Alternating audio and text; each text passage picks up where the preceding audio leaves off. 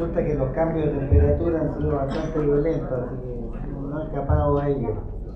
Quiero agradecerles la puntualidad y la asistencia, realmente estoy sorprendido, pero el tema realmente es interesante y nuestro asesor legal, quien presento como Figueroa, nos trae una presentación bastante interesante.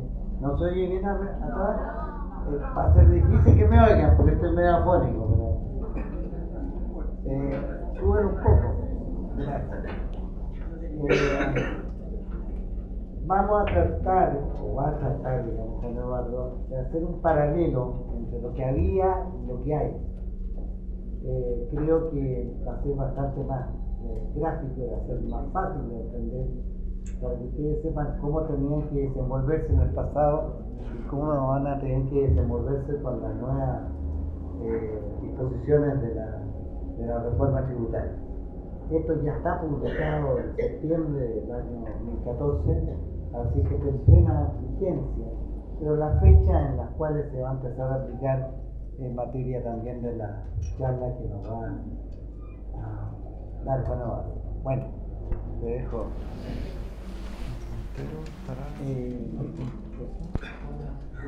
¿Está conectado? Sí, ¿sí? ¿Está conectado? Sí. Bueno, buenos días a todos. La idea, el año pasado hicimos una charla cuando todavía no había salido la ley y lo que me pidieron esta oportunidad era poder hacer alguna explicación de cómo quedó en definitiva la ley en el tema que nos interesa, que es básicamente la actividad inmobiliaria. La verdad que esta reforma es la reforma tributaria más importante que se ha hecho en Chile en los últimos 30 años, que si quisiéramos desmenuzarla en detalle podríamos estar varios días analizando la reforma, pero creo que no se trata de eso, que el objetivo y lo que me han pedido es poder aterrizar la reforma en el tema inmobiliario y hacer una explicación lo más práctica posible y como decía nuestro presidente, comparando un poco qué es lo que había antes de la ley y cómo quedaron regulados especialmente el IVA y el impuesto a la renta en el mercado inmobiliario. Para esos efectos, la idea que en la exposición me voy a referir en primer lugar al impuesto a la renta, en todo lo que es el tratamiento de las plusvalías, la enajenación de bienes raíces, en definitiva, cómo hoy día, cómo funcionaba antes el sistema y comparándolo con cómo quedó hoy día. Toda esta materia, a pesar que la ley salió en el mes de septiembre del año pasado, las circulares que tienen que dictarse por impuestos internos no están todas dictadas y están en proceso.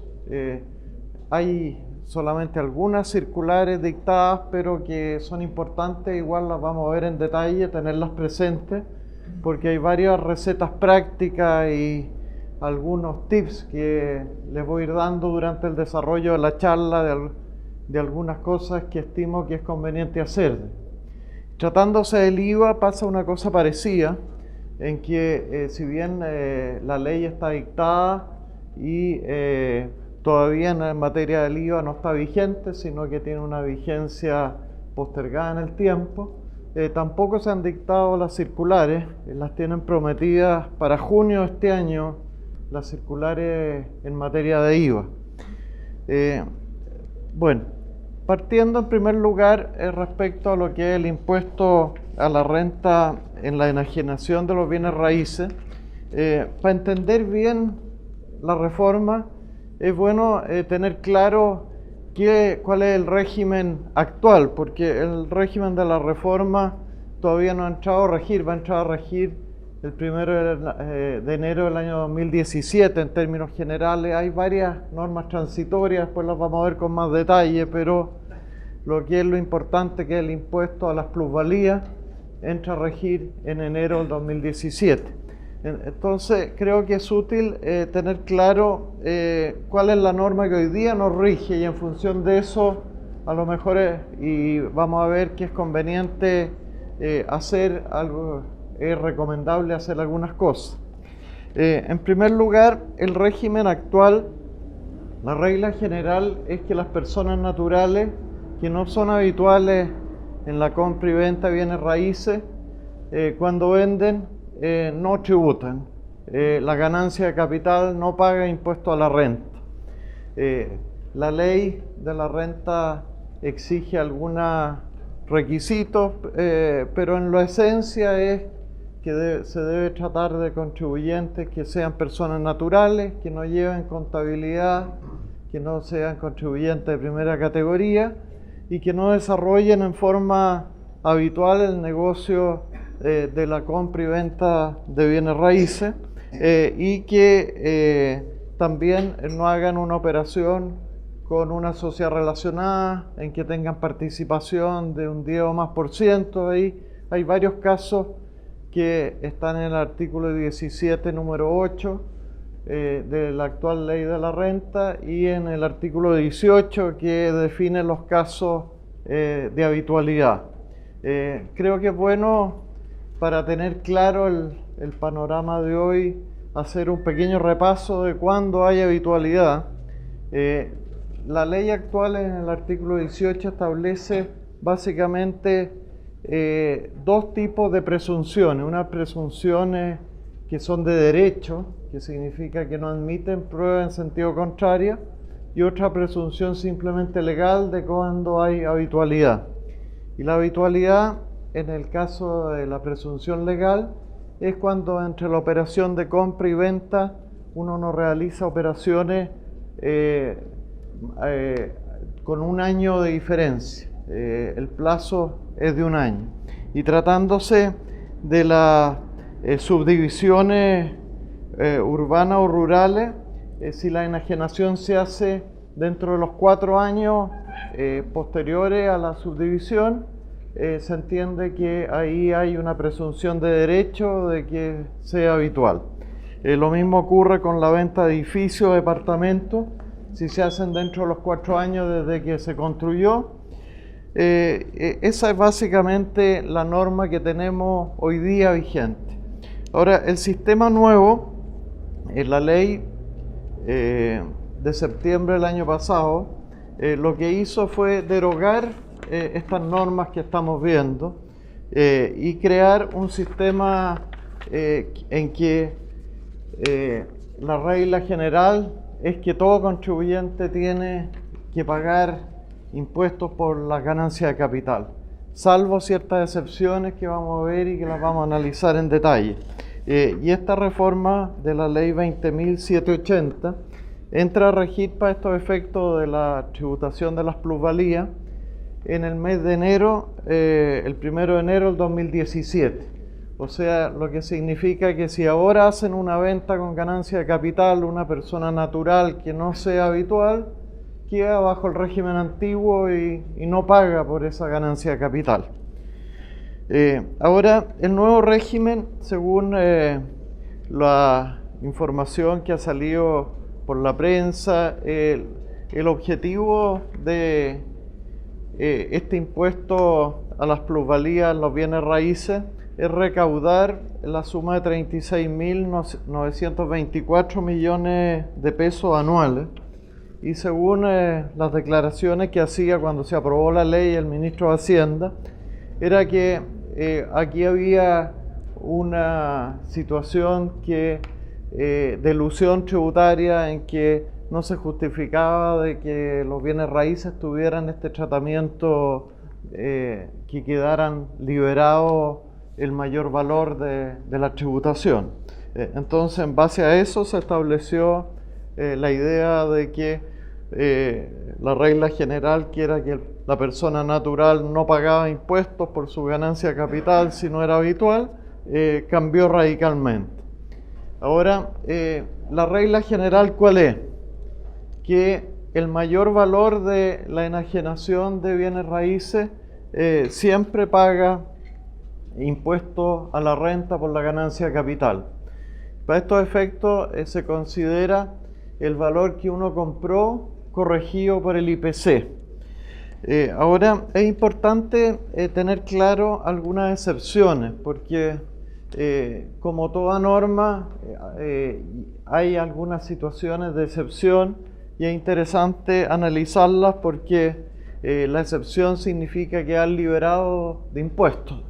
El primer caso es de las personas naturales que vendan bienes raíces en que no es renta hasta 8.000 unidades de fomento de ganancia capital.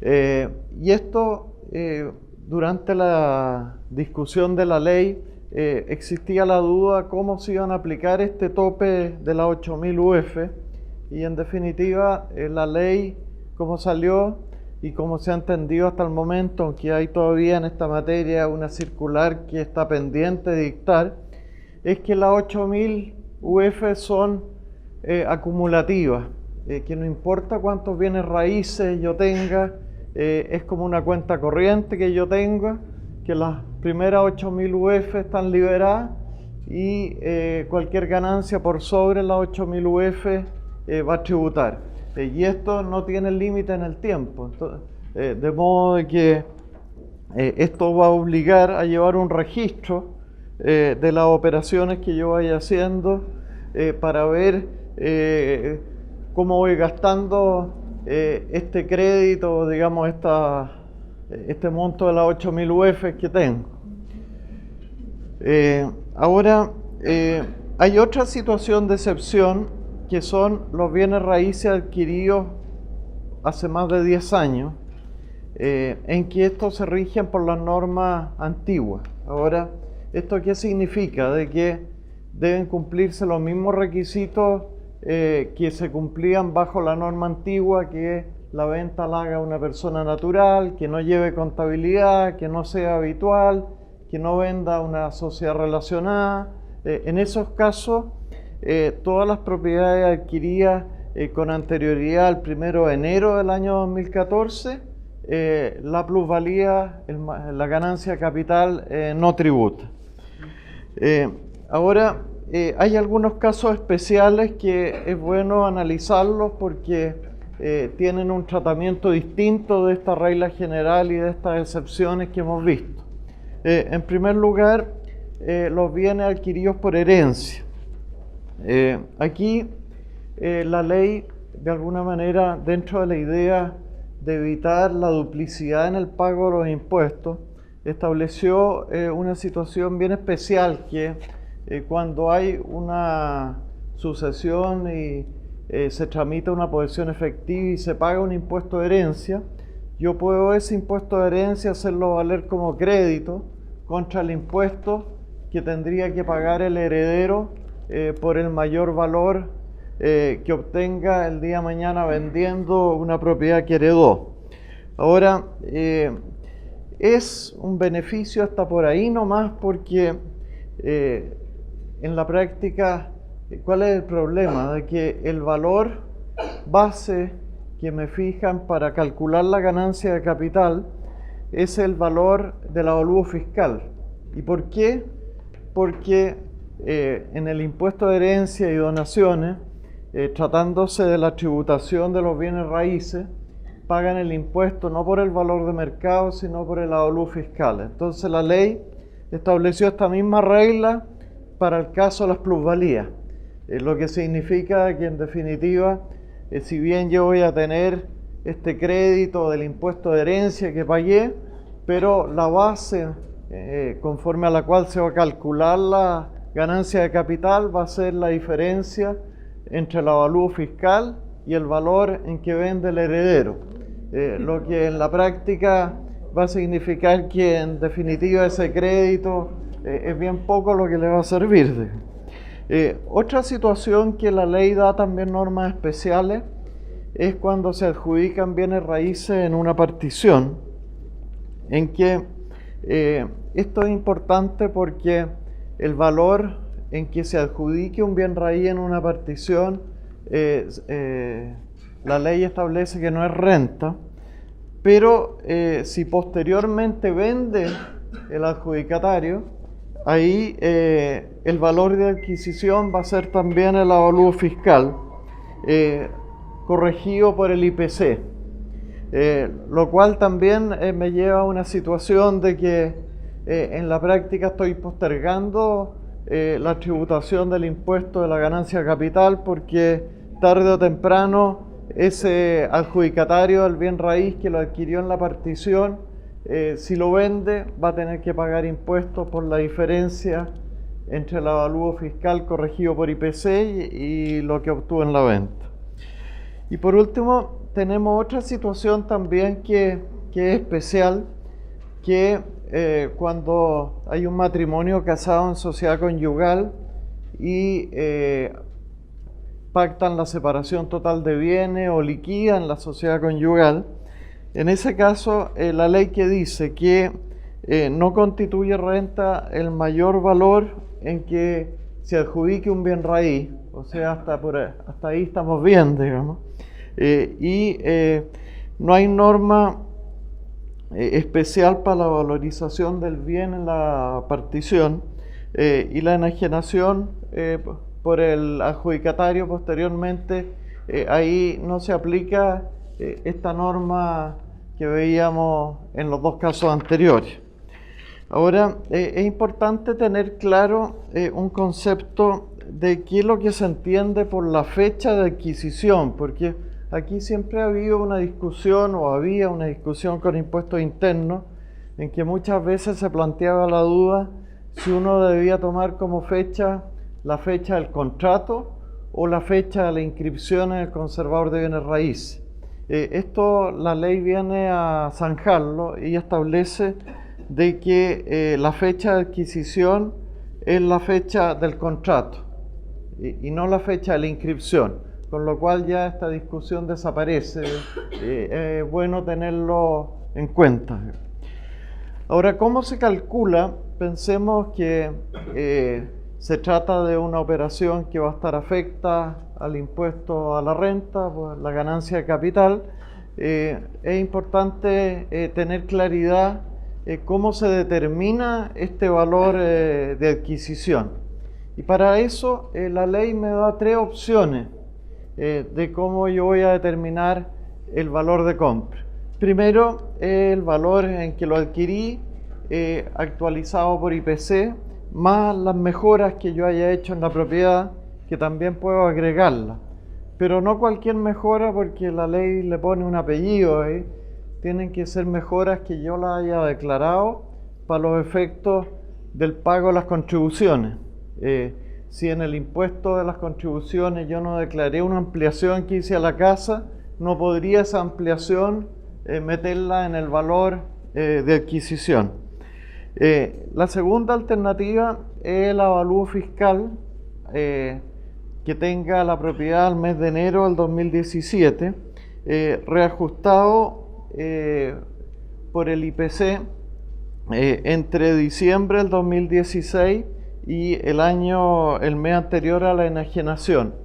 Y la tercera opción, que es la más interesante de todas, que esta me voy a detener un poco más, que es el valor de mercado acreditado fehacientemente. La ley da aquí una ventana que hay que aprovecharla, porque esta ventana va a estar vigente solo hasta diciembre de este año, que significa que las propiedades que cumplan ciertos requisitos para los efectos de la aplicación del impuesto a la ganancia de capital, yo puedo partir con una base más alta que el valor de mercado. Ahora, para esto, ¿qué es lo que consideró la ley? Primero, hay una resolución de impuestos internos que fija todos los requisitos de esto, que es la resolución 127, que la pueden bajar de la página de impuestos internos, que es una resolución de 30 de diciembre del 2014, en que fija básicamente 4 requisitos para acogerse al valor de mercado acreditado. Primero, que se traten de inmuebles que hayan sido comprados entre el 1 de enero del 2004 y el 28 de septiembre del 2014. ¿Y por qué? Porque antes del 1 de enero del 2004 decíamos que las propiedades se regían por la ley antigua y no había ganancia de capital a las personas naturales no habituales. Entonces, el primer requisito es que se trate que el bien raíz uno lo adquirió entre el 1 de enero del 2004 y el 28 de septiembre del 2014, que fue el día anterior a que entró a regir la ley. Y que se venda el bien raíz a partir del 1 de enero del 2017. ¿Por qué? Porque las ventas que se hacen antes, como expliqué, no pagan el impuesto a la ganancia de capital si yo cumplo con los otros requisitos. Pero me exige dos cosas más para yo acogerme al valor de mercado. Uno es determinar el valor de mercado de la propiedad al 29 de septiembre del 2014, que es la fecha en que entró a regir la ley, y presentar una tasación de la propiedad antes del 31 de diciembre de este año. Y eso quiero enfatizar este último aspecto de que para acogerse a este régimen excepcional de que a uno le consideren el valor de adquisición el valor de mercado, tengo que hacer una tasación y presentarla a impuestos internos antes del 31 de diciembre de este año. Para estos efectos, las tasaciones que sirven, según lo dice Impuestos Internos en esta resolución número 127, son las tasaciones que hacen los bancos, las tasaciones que hace cualquier empresa o profesional del rubro inmobiliario, y también da la opción de la copia de tasaciones de propiedades similares, que se llama, si yo estoy tasando un departamento, si el departamento del lado es de características similares, también puedo acompañar la tasación de la otra propiedad. Ahora, hay que tener en todo caso cuidado con esto porque no es un cheque en blanco, porque Impuestos Internos, de acuerdo a esta circular, se reserva el derecho también de verificar si el valor que se ha puesto en la tasación es un valor que tenga razonabilidad y tenga sustentabilidad. Entonces podría verificar que el valor fijado no esté manifiestamente inflado o que sea desproporcionado. Pero creo que lo interesante es en los casos que se aplique es que ustedes recomienden a los clientes hacer esta tasación, y el formulario que hay que bajar está junto con esta resolución que está incluso la declaración se puede hacer electrónicamente o también en la oficina del Servicio de Impuestos Internos, pero la fecha tope es el 31 de diciembre de este año, y con eso uno queda con un valor más alto para los efectos si quisiera vender después del 1 de enero del 2017 el bien raíz. Entonces creo que es una ventana que hay que aprovecharla. ¿Cuál es el número de la resolución que norma esto? ¿En la misma entera? 127 del 30 de diciembre del 2014, que está en la página web. ¿Sí? La resolución dice que tiene que ser una empresa del área inmobiliaria.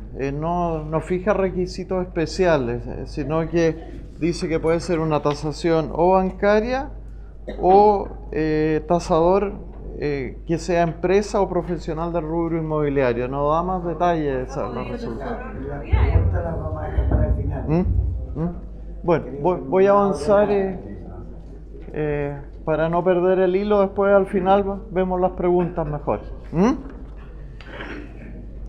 Bien, veamos ahora qué pasa. Pensemos de que hice el ejercicio ahí del valor de adquisición y hice la tasación de mercado, igual la propiedad tuvo una plusvalía importante. ¿Qué impuesto tengo que pagar? Aquí la ley me da dos opciones. Uno es sujetarse a una tasa única, un 10% de la ganancia de capital, o también la opción de reliquidar el impuesto global complementario en 10 años. ¿Esto qué significa? De que yo prorrateo el impuesto de la ganancia de capital a pagar con un tope de 10 años, lo cual es interesante también porque Como ustedes saben, el global complementario es un impuesto progresivo en que a medida que la renta es mayor, uno cae en un tramo más alto del impuesto. Entonces, el prorrateo me permite poder diferir el pago del impuesto y también prorratearlo hasta en 10 años. Pero quizás la alternativa más interesante va a ser la de la tasa única del 10%, que esa hay que pagarla de una vez. Otra de los cambios que hay en materia del tratamiento de los bienes raíces, en tratándose del impuesto a la renta, es la eliminación del crédito de las contribuciones de bienes raíces. Esto, bajo la norma de la ley antigua, las inmobiliarias podían muchas veces, ustedes lo han visto, de que se quedaban con stock en los edificios y arrendaban los departamentos, las oficinas, y el pago de las contribuciones que hacían hacían valer como crédito, lo que significaba amortiguar el pago del impuesto a la renta. Ahora, este sistema desaparece en forma gradual, lo que significa de que este año todavía, el 2015, la rebaja es del 100%, el 2016 baja la mitad, al 50%, y el 2017 ya entra a regir la norma permanente en que desaparece este crédito. Ahora, lo que es interesante, que este crédito se puede seguir ocupando respecto al stock de venta que tiene la inmobiliaria de departamentos que no ha podido vender. Ahí las contribuciones las puede seguir ocupando como crédito. La limitación es que no va a poder la inmobiliaria ocuparla cuando arrendaban antes los inmuebles, en que ahora los van a poder seguir arrendando, pero ya las contribuciones no las van a poder hacer valer como crédito. Ahora hay otro cambio también en los bienes raíces que es importante tenerlo presente, porque es un cambio que para los que administran propiedades y tienen clientes que le ayudan o le dan la información para los efectos del pago de las rentas, aquí hay un cambio que es muy relevante, que bajo el régimen antiguo los arriendos podía sujetarlo al sistema de renta presunta, en que se presumía que un 7% de la avalúo fiscal era el arriendo, siempre que las rentas reales no excedieran del 11% del avalúo.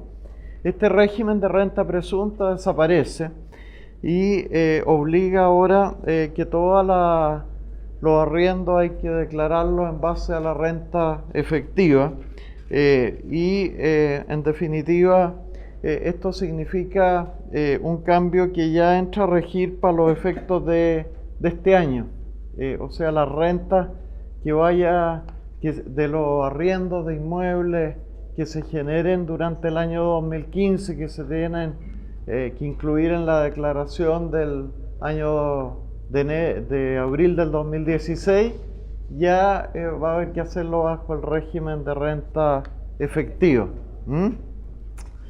Ahora, tratándose de la vigencia de todo esto que hemos hablado, la ley, la verdad que es bastante complicada esta reforma tributaria, porque establece prácticamente 3 regímenes tributarios distintos.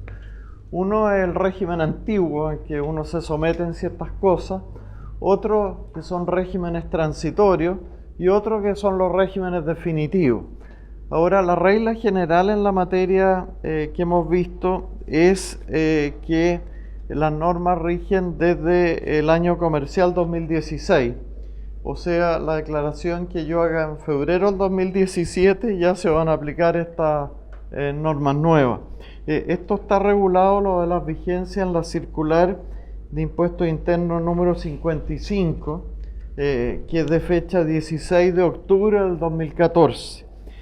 Ahora, hay ciertas excepciones en la materia que hemos visto, porque la verdad que, como les digo, todo el estatuto de régimen transitorio es de por sí bastante complejo, pero la eliminación del crédito de las contribuciones que rige a partir del 2015, el año comercial 2015, o sea, tributario 2016, y la tributación de la renta efectiva de las propiedades que a partir de este año ya entra a regir en que se elimina la renta presunta y entra la renta efectiva. Bueno, eso es básicamente lo que quería explicarles tratándose de la ley de impuesto a la renta en materia de bienes raíces. Ahora, la idea es que vamos a tratar lo que es el IVA y al final que veamos las preguntas, y si hay alguna pregunta que no sea estrictamente de esto, en la medida que esté en mis conocimientos, con el mayor agrado se las contesto. Ahora, la verdad que hasta los más expertos tributarios hoy día están bastante complicados con esta reforma porque establece un sistema muy engorroso y que lo hace de difícil aplicación. Entonces, hay muchas cosas que todavía no están resueltas, ni el propio Servicio de Impuestos Internos las tiene claras. Ahora, tratándose del IVA, ustedes actualmente, en general, cuando uno interviene como intermediario en la compra o venta de un bien raíz, no es un tema el IVA. ¿Por qué? Porque el régimen actual, el IVA lo establece solo como un impuesto que se aplica a las empresas constructoras. Cuando las empresas constructoras venden o los contratos de construcción a suma alzada, ese contrato que celebra la constructora con la inmobiliaria el que queda afecto a IVA. Ahora, ¿eso qué significa? Que en la actualidad yo vendo un bien raíz usado, un bien raíz nuevo y no paga IVA, en la medida que el vendedor no sea una empresa constructora. Este régimen también establece un sistema que las constructoras tienen un crédito de un 65% para las viviendas con un tope de hasta 4.500 UF. Después voy a explicar esto en mayor detalle cómo queda con la reforma, pero es para resumirles cuál es la situación al día de hoy. Ahora, el nuevo régimen, ¿qué es lo que significa? De que ya no son las empresas constructoras que vendan que van a quedar afectadas a IVA, sino cualquier venta en la medida que el vendedor sea habitual.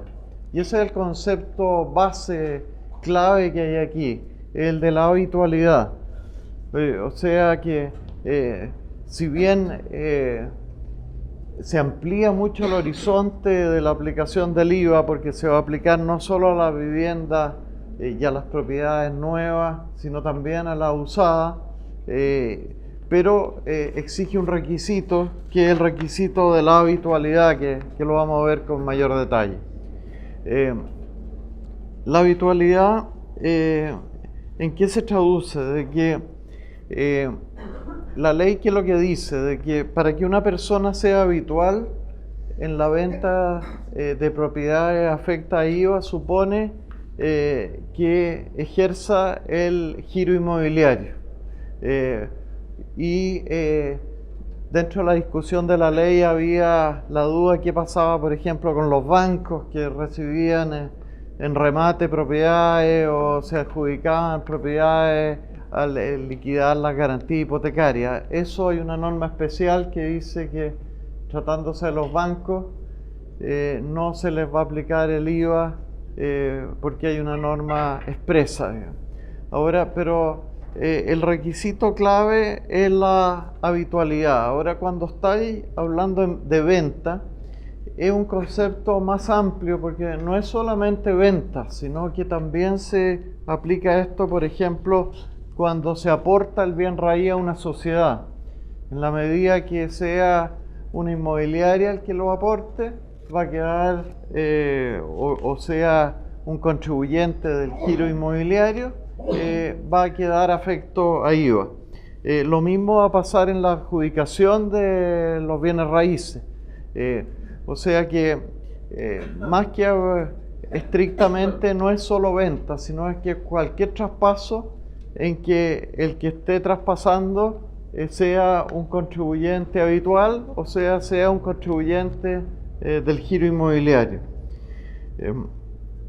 Ahora, esto del giro inmobiliario, hay una presunción de derecho en que una persona que tiene giro inmobiliario es habitual, o sea, no cabe prueba en sentido contrario, sino que el solo hecho de que yo esté en el giro inmobiliario, la ley me presume la habitualidad y voy a quedar afecto a IVA. Ahora, hay algunas excepciones que es importante tenerlas claras. Primero, son las ventas financiadas con subsidio habitacional, con un tope hasta 2.000 UF. Estas propiedades que se compran con un subsidio del Estado no van a pagar IVA, lo cual significa algo bastante enredoso en la aplicación práctica, porque pensemos, por ejemplo, que en un mismo edificio se van a vender departamentos, algunos que van a estar afectos a IVA y otros no van a estar afectos. ¿Y por qué? Porque hay compradores que van a comprar con el subsidio del Estado y otros sin el subsidio. Entonces se va a dar una situación bien extraña, que a pesar de tener yo un departamento igual al de mi vecino, si lo compré con el financiamiento de un subsidio habitacional, no va a pagar IVA. Y si lo compré en forma directa al contado, voy a estar obligado a recargarse con IVA, lo cual significa distorsiones que hace bastante difícil la aplicación de la ley. Y en el fondo impuestos internos, bueno, como les decía, está preparando la circular sobre el IVA que le han prometido que va a salir en el mes de junio. Y otra de las cosas que es importante es la venta de los terrenos, que la venta de los terrenos no paga IVA, porque esto tiene una lógica, que es que el IVA afecta al valor agregado. Es un impuesto que se aplica no al casco, sino que a lo que yo construí. Entonces yo tengo que, desde ese punto de vista, el terreno, quedó claro que las ventas de terreno no están afectadas a IVA.